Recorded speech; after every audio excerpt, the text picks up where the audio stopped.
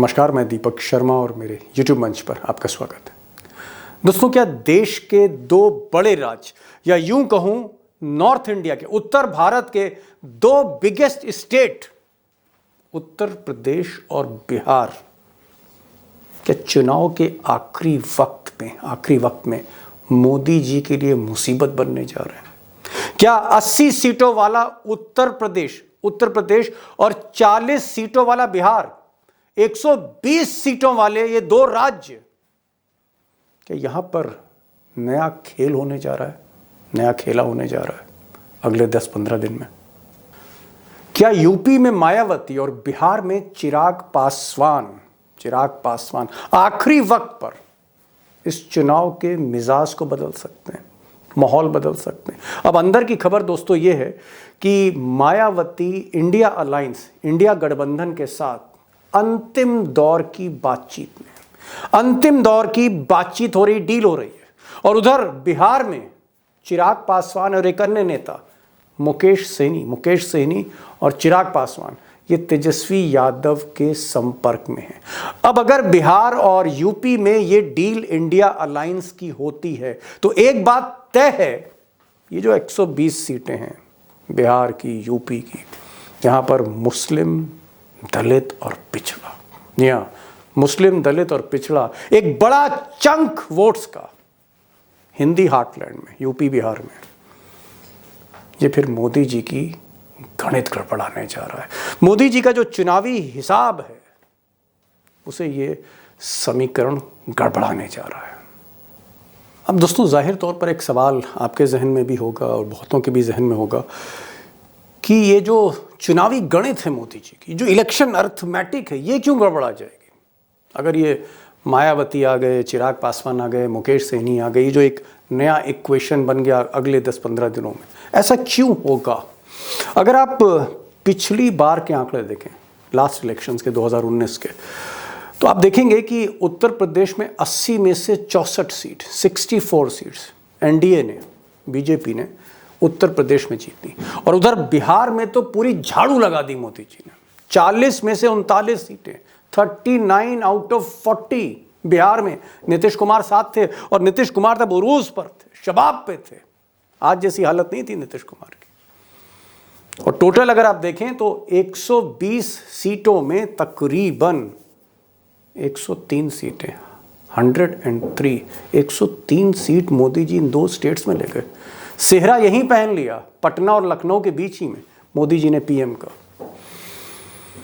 लेकिन अगर यह समीकरण बना मुस्लिम्स का, दलित का, पिछड़ों का, जहां तेजस्वी हैं, अखिलेश यादव हैं, चिराग पासवान हैं, मुकेश सहनी हैं, पल्लवी पटेल हैं और साथ में मायावती हैं, हाथी है, अगर ऐसा हुआ तो ये शर्तिया, और मैं मिनिमम फिगर आपको दे रहा हूं, 30-40 सीटों का नुकसान होगा। और ये सीटें घट के 60-65 तक आ सकती हैं। बहुत बड़ा नुकसान कहेंगे आप मोदी जी के लिए। अब दोस्तों, सवाल यह है कि अगले 10-15 दिनों में या 10-12 दिनों में चुनाव का ऐलान होते ही क्या उत्तर भारत में, बिहार और उत्तर प्रदेश में क्या सियासत, राजनीति गरमाने जा रही है? और अगर राजनीति गरमाने जा रही है तो क्या फिर ये डील होने जा रही है चुनाव ऐलान होते? और अगर ये डील होती है तो फिर क्या मोदी जी के लिए, शाह साहब के लिए, क्या फिर ये डू और डाई सिचुएशन है, करो और मरो की स्थिति है? और सच ये है कि ये करो मरो की स्थिति मायावती के लिए भी है, बहन जी के लिए भी। क्यों है ये भी जान लेते हैं।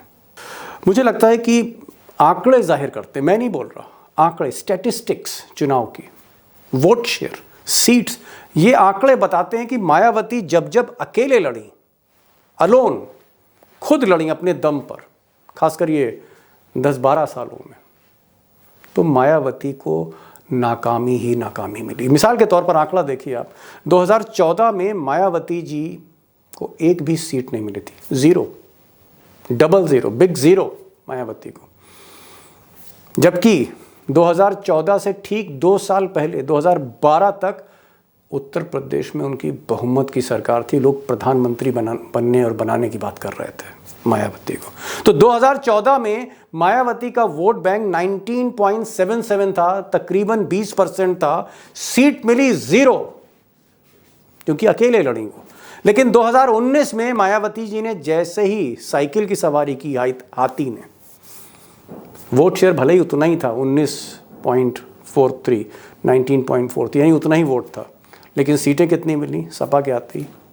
0 से 10 सीटें मिली और 5-6 सीटें ऐसी थी वो जीत सकती थी। यानी कहां 0 पे जब अकेले लड़ी और कहां 10 सीट जीती, 4-5 और जीत सकती थी अगर किस्मत साथ देती। तो मायावती जब जब अकेले लड़ी हैं उन्हें नाकामी मिली, और जब किसी का साथ रहा तो हाथी बहुत रफ्तार से आगे बढ़ा। और मायावती आज ऐसी स्थिति में है जहां विधानसभा में सिर्फ एक विधायक है, और अगर चुनाव में इस बार उन्होंने साथ नहीं लिया तो यही स्थिति उनकी पार्लियामेंट में भी हो सकती, लोकसभा में भी हो सकती।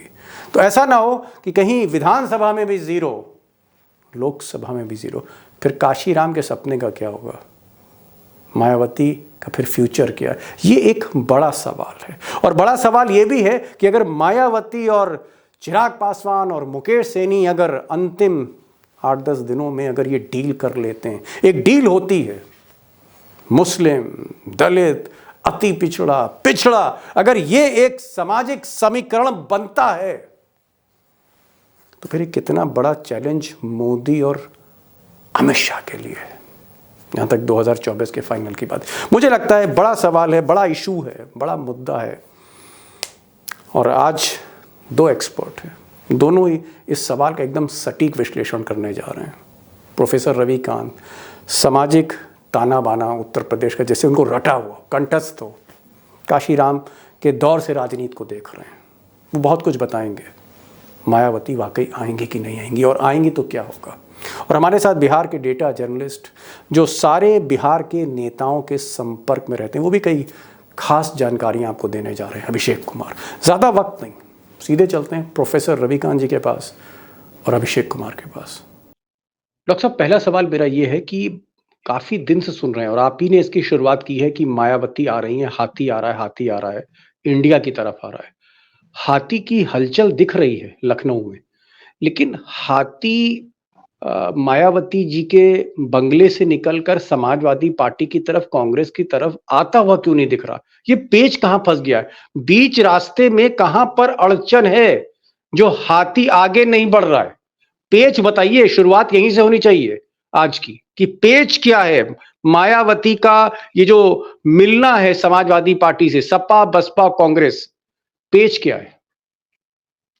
दीपक जी, 2 ब्रेकर हैं, इन 2 ब्रेकर को पार करके अभी हाथी को उस तरफ जाना है। पहला ब्रेकर है जिसको ब्रेक के रूप में मैं कह रहा हूं, मायावती, सपा और कांग्रेस के बीच सीटों के तालमेल को लेकर के संख्या स्पष्ट हो चुकी है, संख्या में पैंच नहीं है। 25 सीटों पर बीएसपी चुनाव लड़ने जा रही है, इसके लिए हरी झंडी हो चुकी है सपा कांग्रेस की तरफ से। लेकिन मामला जो सीटें कौन सी होंगी, मायावती बेहद हार्ड बार्गेनर है और वो चाहती हैं कि दलित बाहुल और मुस्लिम बाहुल सीटें उनको मिले। दलित बाहुल सीटों पर कोई पेंच नहीं है, लेकिन मुस्लिम बाहुल सीटों पर दावेदारी अखिलेश यादव कर रहे हैं।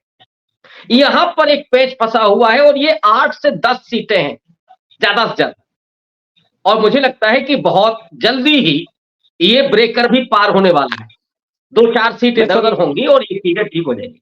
मैं समझ रहा हूं जो आप ब्रेकर है, जो मुस्लिम बाहुल की आप बात कर रहे हैं, अगर मैप देखिए तो ये जो मुरादाबाद है, अमरोहा है, नगीना है, बिजनौर है, सहारनपुर, ये जो बेल्ट है, जो जिसे आप कह सकते हैं उत्तर प्रदेश का नॉर्थ वेस्ट, ये जो बेल्ट है, इसमें चाहती हैं कि सीटें मिल जाएं कि आसानी से लोकसभा पहुंचे।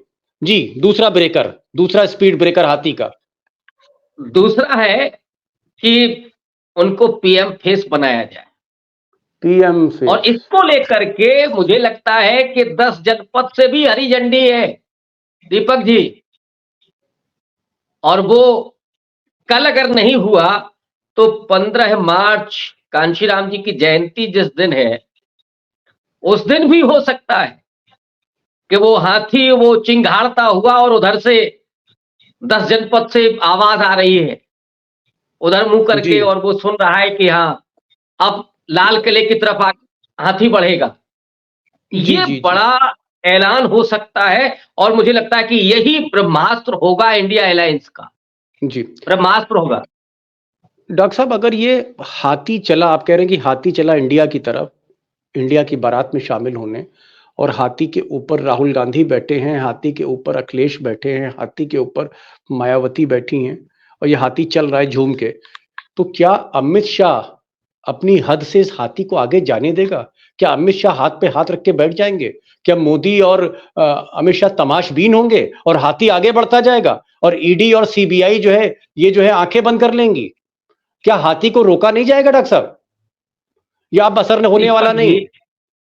दीपक जी, ये नैरेटिव बहुत दिन से चल रहा है कि मायावती डर गई हैं, उनको डरा दिया गया है। और मैं बार बार कहता हूं कि मायावती को डराने वाला कोई पैदा नहीं हुआ। अमित शाह को, मोदी जी को आपने सुना होगा तो उन्होंने हमेशा मायावती की तारीफ की है, और लोग उसका आकलन कर लेते हैं कि वो बीजेपी की भीड़ में नहीं, उस तारीफ के जरिए वो जाटव वोट में, दलित वोट में सहदवारी करते हैं।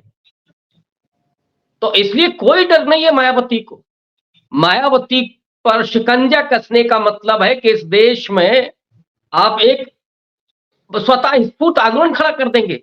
इसका सामना करना, इसका मुकाबला करना मोदी के वश में नहीं है। एक नहीं, दो दो उदाहरण मौजूद हैं। 13 पॉइंट रोस्टर को लेकर के आंदोलन हुआ, स्वतः स्फूर्त हुआ, बदलना पड़ा मोदी को। SC/ST एक्ट पर एक दिन के आंदोलन में शाम को विड्रॉ करना पड़ा, समर्पण करना पड़ा मोदी को। मायावती पर, अरे साहब, जेल, लोग कहते हैं जेल जेल भेजने के लिए। आप क्या इंदिरा गांधी पैदा करना चाहते हैं क्या? और मायावती तो दूसरी शख्सियत है, जेल जाने भर का कह तो दें। मैं तो बार बार कहता हूं, अगर ये हिम्मत है तो 2 ईडी की अफसर भेज दीजिए मायावती के दरवाजे पर देखिए तमाशा। जी दलित ये जी जी। बर्दाश्त नहीं कर सकता, और यही दलित डर है मोदी और शाह को कि इस समय क्या करें। इसीलिए जी सारी जी जी। चीजें आप देख रहे हैं ना, सब सब गायब है। नहीं नहीं, आप सही कह रहे हैं डॉक्टर साहब कि क्योंकि आचार संहिता है, कोड ऑफ कंडक्ट लागू हो जाएगा, बहुत सी चीजें होंगी। परेशानी तो लखनऊ में है, लेकिन उतनी ही परेशानी मुझे पाटलिपुत्र में भी दिख रही है। और वहां पर इस तरह की खबरें आ रही हैं कि चिराग पासवान बड़ा नाराज चल रहे हैं, और मुकेश सहनी जो वीआईपी पार्टी के, वो भी कहीं ना कहीं बहुत खुश नहीं है। तो ये जो एक युवा तुर्क हैं, ये जो यंग फोर्स है, यंग ब्लड, जिसमें तेजस्वी हैं, चिराग पासवान हैं, मुकेश सहनी हैं, क्या, अभिषेक जी आप तो बिहार को हथेली की तरह जानते हैं, क्या चिराग पासवान, मुकेश सहनी, इस तरह के लोग आखिरी वक्त पर तेजस्वी के लालटेन को पकड़ सकते हैं? क्या उस लालटेन की रोशनी में चिराग पासवान टिमटिमा सकते हैं? क्या उनको फायदा हो रहा है? क्या इस तरह की कोई बातचीत चल रही है? क्या पाटलिपुत्र में भी खेला होने जा रहा है? दीपक जी, खेला तो होने जा रहा है, और खेला इसलिए होने जा रहा है क्योंकि एनडीए में जो नई एंट्री हुई, यानी नीतीश कुमार की एंट्री, दरअसल नीतीश कुमार को चिराग पासवान पसंद नहीं। चिराग पासवान के कंधे पर बंदूक रखकर खेलने का काम बीजेपी ने किया था 2020 के विधानसभा चुनाव में। बीजेपी के कई पुराने कैडर और आरएसएस से जुड़े हुए लोग, रामेश्वर चौरसिया जैसे नेता, लोजपा के टिकट पर चुनाव लड़कर 2.5 से 3 दर्जन जेडीयू की सीटों को हराने का काम किए थे। लेकिन बदनाम तो स्वाभाविक है कि बीजेपी से ज्यादा चिराग पासवान हुई, और इसलिए भी हुए चिराग पासवान बदनाम क्योंकि बीजेपी के पास विधानसभा में नंबर है, चिराग पासवान के पास नंबर नहीं है। जो एक जीत कर आए थे वो नीतीश कुमार के साथ चले गए। तो चिराग पासवान के पास जो जाति गणना के आंकड़े के पास वोट है, पासवान वोट, वो 5.3% है। इसी तरह से बीजेपी ने जिनका पूरा विधायक दल तोड़कर अपनी पार्टी में मिला लिया, मर्ज करवा लिया सभी विधायकों को, वो है मुकेश सहनी। मुकेश सहनी के पास 2.7% वोट है, यानी कुल जमा 8% से थोड़ा ज्यादा। रफ डेटा हम 8% भी माने तो ये 8% वोट जब MY के 32% वोट के साथ क्लब होता है तो यह आंकड़ा 40% पर जाता है। और 40% जिस गठबंधन के पास बेस वोट होगा, उस गठबंधन को हराने की तो कोई सोच भी नहीं सकता। जो गठबंधन 40% से टेक ऑफ करे, फिर कांग्रेस है, फिर राहुल गांधी का 1-1 लाख रुपया उसके साथ है जो बेरोजगारों को देने की बात है, फिर माले वामपंथी है, दल भी है जी। और इन जी जी सब चीजों के बीच में आप चिराग पासवान को देखिए, क्या हैसियत है उनकी मौजूदा दौर में। जी एक बड़ा वोट बैंक है, लेकिन एक अदर सीट देने के लिए एनडीए में कोई तैयार नहीं। मेरे पास जो जानकारी है, जेपी नड्डा से कल चिराग पासवान मिले हैं। मेरे पास जो जानकारी है उस आधार पर मैं कह रहा हूं, जेपी नड्डा से चिराग पासवान मिले हैं। उसके पहले भी वो अमित शाह से मिलते रहे हैं, पटना में जाकर बिहार बीजेपी के लोगों से मिलते रहे। अब तक किसी भी तरह की सीट शेयरिंग पर चिराग पासवान से कोई बातचीत नहीं, कोई बातचीत नहीं कि आपको 1 मिलेगा, 2 मिलेगा, 3 मिलेगा। जैसे मुझे और आपको खबर है, वैसे ही चिराग पासवान को भी खबर है कि 2 या 3 सीटें ऑफर की जा रही है। डायरेक्ट किसी ने चिराग पासवान को नहीं कहा है कि आपको इतनी सीटें दी जाएगी, यही खबर मेरे पास है। जी, वहीं मैं दूसरी समझ तरफ गया। इंडिया गठबंधन में एक चीज और, इंडिया गठबंधन में 10 सीटों का ऑफर है, और ऑफर अखिलेश यादव, तेजस्वी यादव और राहुल गांधी ने मिलकर दिया है। क्या 2 बात है, क्या सीटें बात यूपी है। में और 8 सीटें बिहार में, सोच लीजिए। जी, इसी जी। तरह मुकेश सहनी को 2 सीटों का ऑफर है। जी, मैं समझ जी। गया अभिषेक, मैं समझ गया कि अखिलेश यादव, राहुल गांधी भी चिराग पासवान के टच में हैं। वो कह रहे हैं भैया अमित शाह की 2 सीटें छोड़िए, हमसे 10 ले लीजिए। तो मुझे तो लगता है कि 2 बनाम 10 में अगर चिराग पासवान को कुछ दिख रहा होगा तो हो सकता है वो इंडिया अलायंस की तरफ जाएं, क्योंकि उनकी जो है नीतीश कुमार से बनती नहीं। बहरहाल, एक तरफ लालटेन की रोशनी है, दूसरी तरफ चिराग खुद रोशन है। देखते हैं आगे क्या होगा। डॉक्टर साहब, एक चीज जो जहन में आती है वो ये है कि अगर बहन जी, आप तो कह रहे हैं कि भाई प्रधानमंत्री भी चाहती हैं डिक्लेयर करना, सपोज करिए प्रधानमंत्री पे बात नहीं बनती है या कहीं और बात फंस जाती है, अगर मायावती, अगर यदि इफ अगर मायावती इस गठबंधन में शामिल नहीं होती, अकेले लड़ती हैं वो चुनाव, तो फिर मायावती का भविष्य क्या दिखता है, इसको जरा बता दीजिए, फिर आगे बढ़े। देखिए दीपक जी, जिस बात को हम लोग भी जानते हैं तो ऑब्वियस है कि मायावती भी जानती हैं। अगर वो अकेले चुनाव लड़ती हैं तो 2014 दोहराया जाएगा और वोट परसेंटेज 8 पर आकर के रुक जाएगी। यानी कि बीएसपी को फिर कोई भविष्य नहीं होगा।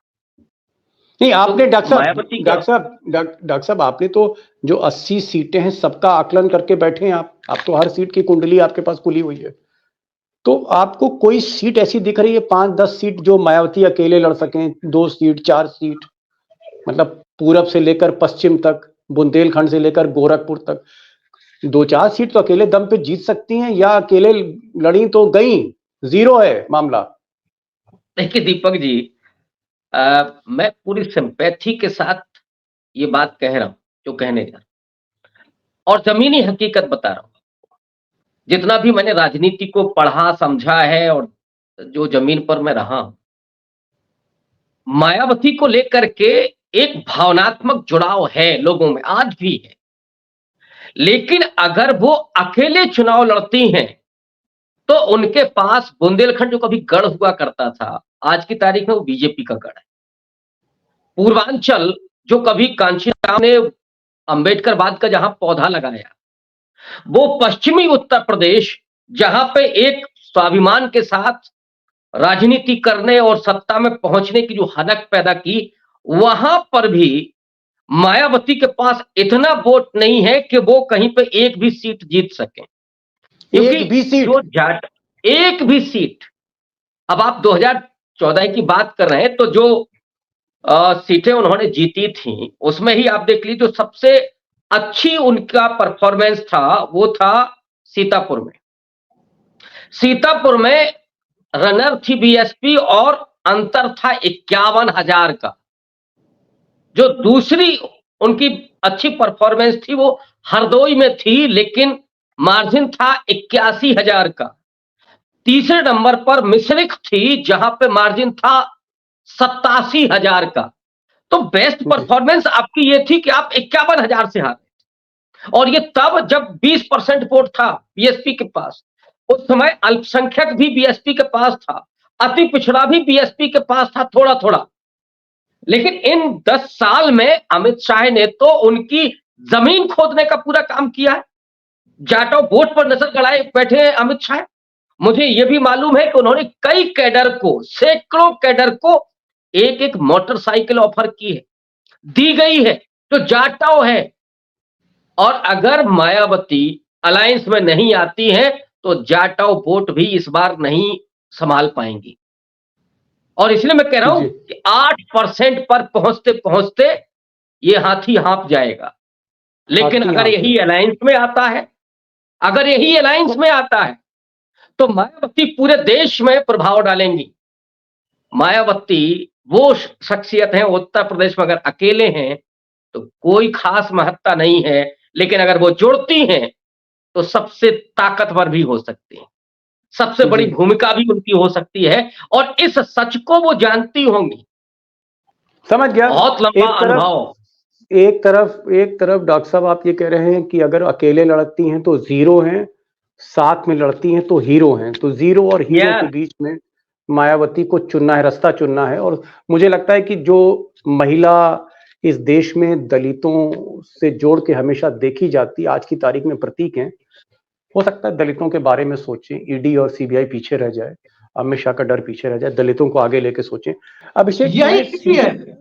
मैं एकदम सीधे जो है वो सवाल पर आ रहा हूँ। सवाल मेरा ये है कि अगर अगर उत्तर प्रदेश में मायावती, अखिलेश, कांग्रेस, एक नया गठबंधन बनता है, समीकरण बनता है, और चिराग पासवान, मुकेश सहनी, तेजस्वी, कांग्रेस और लेफ्ट पार्टी एक समीकरण बनता है वहां पटना में, तो ये जो 120 सीटें हैं, 80 सीटें यूपी की और 40 सीटें बिहार की, 120।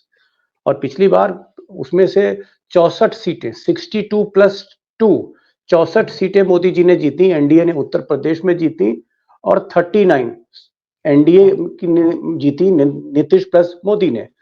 तो एक तरह से स्वीप किया था उन्होंने। ये जो 120 सीटें, इसमें स्वीप किया, झाड़ू लगा दी मोदी जी ने। इस बार क्या होने जा रहा है अगर ये समीकरण बन गया, ये जो आप कह रहे पासवान, सैनी, तेजस्वी और मायावती और अखिलेश और राहुल गांधी, ये अगर बन गया, then what's going to happen for Modi? फिर कितनी सीटें कम होती दिख रही हैं आपको, एक अंदाजा? अगर बहुत स्पष्टता के साथ, क्लैरिटी के साथ इस बात को कहा जाए तो बीजेपी के अलायंस पार्टनर के साथ मिलकर भी 60 सीटें 120 में आनी मुश्किल हो जाएगी, क्योंकि अरे बाप रे वोट बाप। परसेंटेज 50 से ऊपर जाता दिखेगा। 50% से ऊपर वोट जाता हुआ दिख सकता है आपको। 45% तो किसी भी सूरत में आएगा। आज की तारीख में वो स्थिति नहीं है कि नरेंद्र मोदी राइजिंग स्टार है 2014 की तरह। अब वो डिक्लाइनिंग स्टार है, और डिक्लाइन को जितना रोक सकते हैं, गिरावट को जितना रोक सकते हैं, यही उनकी सफलता है। आज की तारीख में तेजस्वी राइजिंग स्टार है, चिराग पासवान राइजिंग स्टार है, आकाश आनंद राइजिंग स्टार है। ये सब लोग अपने उभार की तरफ है। इस चीज को भी समझना होगा कि इनका वोटर आज ज्यादा जज्बे के साथ वोट करेगा। डॉक्टर साहब फिर क्या माने? एक तरफ मोदी जी का बूथ है, दूसरी तरफ यूथ है, क्या माने फिर 2024 में यूपी बिहार में क्या होने जा रहा है? और बूथ पर खेल भी यूथ करता है, तो फिर मोदी जी का बचेगा कहां? फिर वो कहीं ऐसा ना हो कि मोदी जी का बूथ दिखाई दे उस बूथ पर। जी भाई जब यूथ नहीं होगा तो फिर वो क्या होगा? इसलिए सन्नाटा भी जी। हो सकता है। नहीं, आप दो लोगों ने, दो एक्सपर्ट, एक बिहार के, उत्तर प्रदेश, दो बड़ी बातें कही। आपने कहा कि मायावती की मजबूरी है इस इंडिया अलायंस में शामिल होना, और अभिषेक का कहना है कि चिराग पासवान जो है उनकी नीतीश कुमार से बनती नहीं है। नीतीश कुमार ने शर्त रखी है कि जिस रास्ते पर पासवान होंगे उस रास्ते पे मैं आगे नहीं बढ़ूंगा। तो ये जो एक कशमकश है, एक तरह से आप कह सकते हैं मोदी जी की पहेली जैसे फंस गई है। इसका निष्कर्ष ये निकलता है कि अगर वाकई मायावती उत्तर प्रदेश में आ रही हैं और चिराग पासवान, मुकेश सहनी अगर ये पटना में तेजस्वी के साथ आ रहे हैं, तो एक बहुत बड़ा नुकसान मोदी जी के लिए उस जमीन पर, जिस जमीन ने दो दो बार उनको सेहरा पहनाया, बिहार और यूपी, वहां होने जा रहा है।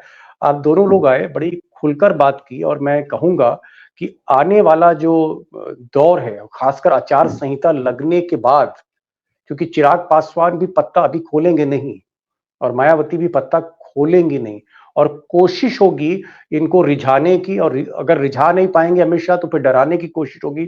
तो अभी इस डर के आगे हमें देखना है कि क्या मायावती और चिराग पासवान वाकई अपनी मन की करते हैं, या फिर मोदी जी की मन की बात के साथ शामिल होते, ये हमें देखना पड़ेगा। पॉलिटिक्स बहुत इंटरेस्टिंग होने जा रही है आने वाले दौर में। डॉक्टर साहब आप आए, अभिषेक आप आए, खुलकर बेबाकी से बातचीत हुई कैमरे में इस दौर में। बहुत बहुत शुक्रिया अपने दोस्तों की तरफ से। Thanks a lot for joining this programme. Thank you sir.